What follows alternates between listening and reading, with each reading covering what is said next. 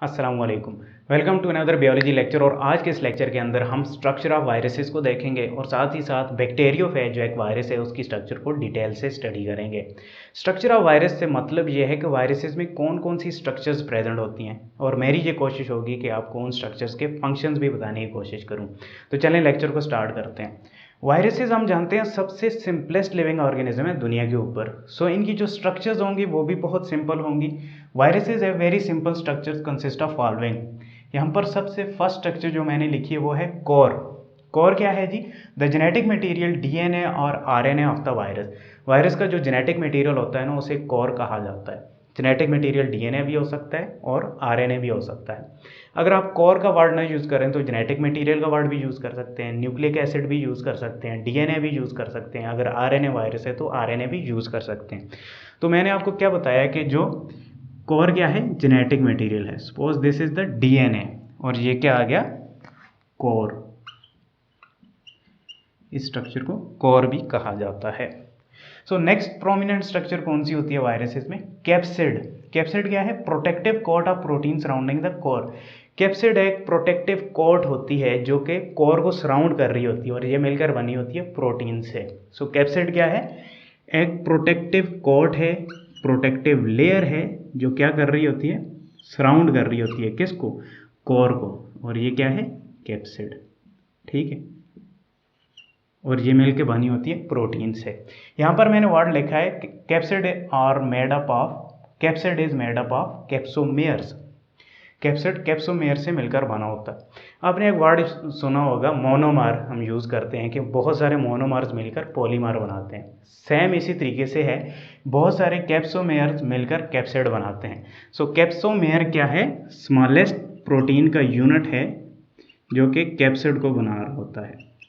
सो इस तरीके से कैप्सोमेयर आपस में जुड़े होते हैं और कैप्सिड बना रहे होते हैं। सपोज ये जो छोटा सा यूनिट है ये क्या है? कैप्सोमेयर है। ठीक है, ये भी आपको क्लियर हो गया। अब नेक्स्ट स्ट्रक्चर क्या है? यहाँ पर मैंने लिखा है न्यूक्लियोकैप्सिड। न्यूक्लियोकैप्सिड बहुत सिंपल सी बात है। ये जो कंबाइन कैप्सिड और कोर की जो स्ट्रक्चर है ना इसे न्यूक्लियोकैप्सिड बोलते हैं। यानी nucleic acid plus core will give us nucleocapsid. Combine structure form by core plus capsid. ये जो कंबाइन स्ट्रक्चर है, ये कंबाइन जो स्ट्रक्चर है इसे क्या कहा जाता है? न्यूक्लियोकैप्सिड। ठीक है, अब नेक्स्ट स्ट्रक्चर को देखते हैं।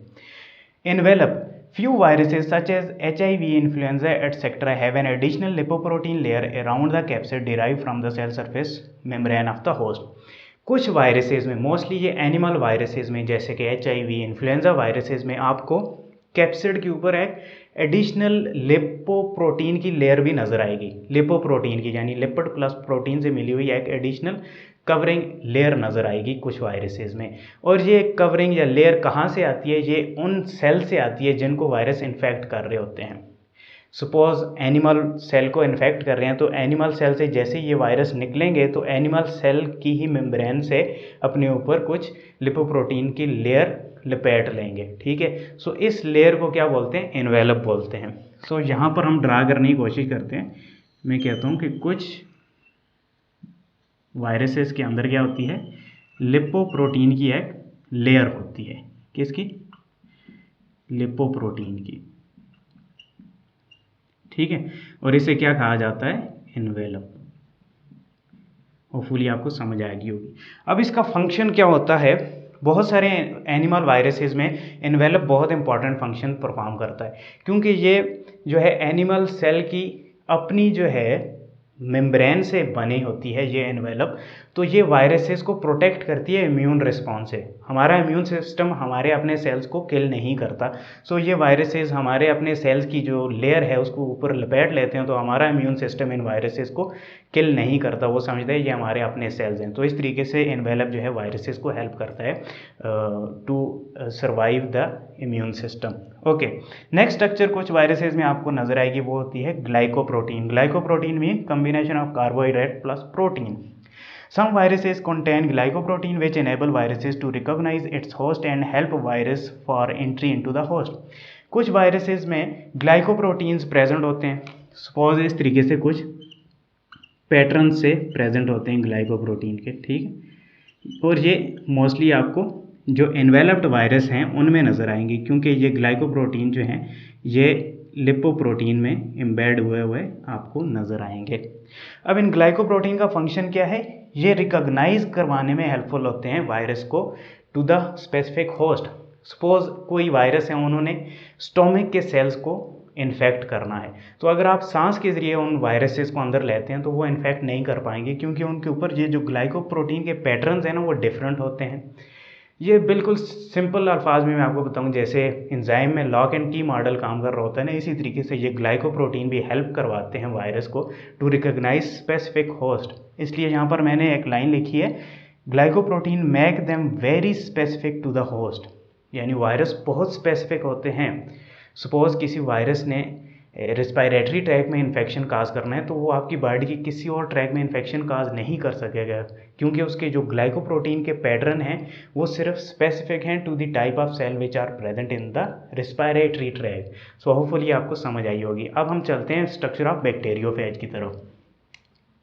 बैक्टीरियोफेज हमने क्लासिफिकेशन में थोड़ा सा देखा था क्या होता है। ये बैक्टीरिया ईटर इसे कहा जाता है। बैक्टीरियोफेज कहाँ से निकला है? Bacteria eater, phage mean eater.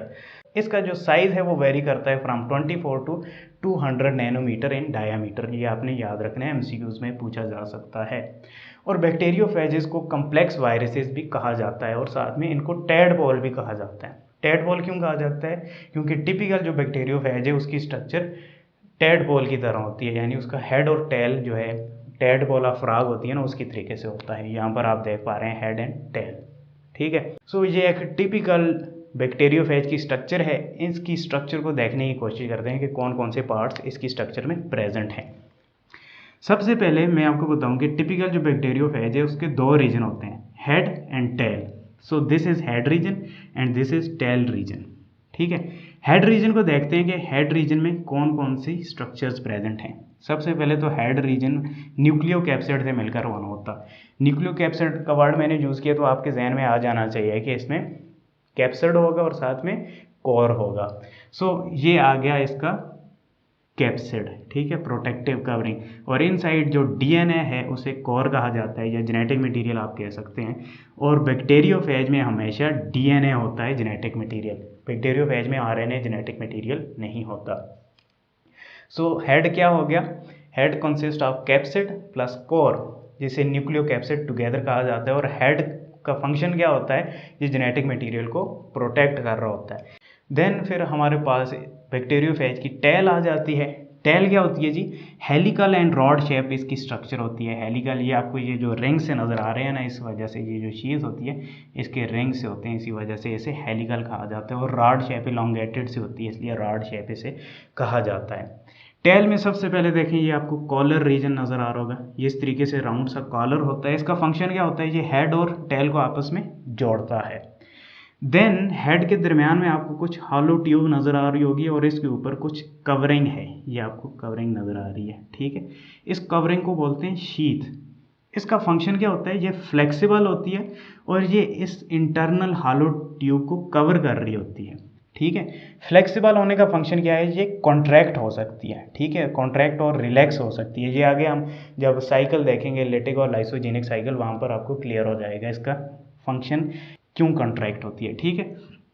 सो ये आ गई शीज, जो कि फ्लेक्सिबल प्रोटेक्टिव कवरिंग है, हैविंग हॉलो ट्यूब इनसाइड। इसके अंदर हॉलो ट्यूब होती है और इस हॉलो ट्यूब के रास्ते ये डीएनए जो है बैक्टीरिया में इंटर होता है। इस हॉलो ट्यूब के रास्ते ये डीएनए जो है वो बैक्टीरिया में इंटर होता है।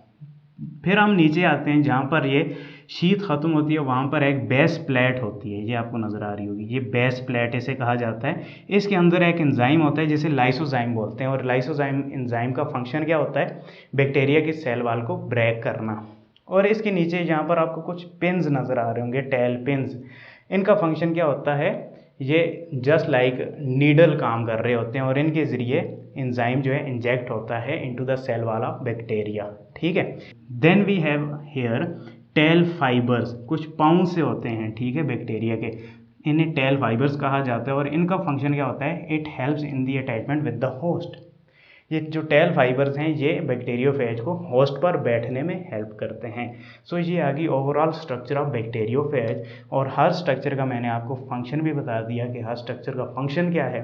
और ये एक टिपिकल स्ट्रक्चर है बैक्टीरियोफेज की। वैसे तो बहुत सारे बैक्टीरियोफेज होते हैं, बाज़ के सिर्फ हेड होता है, बाज़ का सिर्फ टेल लाइक स्ट्रक्चर होती है, रॉड लाइक स्ट्रक्चर होती है। बट जो टिपिकल बैक्टीरियोफेज है, जिसे सबसे ज़्यादा समझा गया है, पढ़ा गया है, वो ये उसे T4 बोलते हैं, यानी टाइप 4 बैक्टीरियोफेज, और उसकी स्ट्रक्चर ऐसी होती है, कॉम्प्लेक्स स्ट्रक्चर। होपफुली आपको मेरा ये लेक्चर समझ में आया होगा। नेक्स्ट लेक्चर तक के लिए मुझे इजाज़त दें। शुक्रिया, अल्लाह हाफिज़।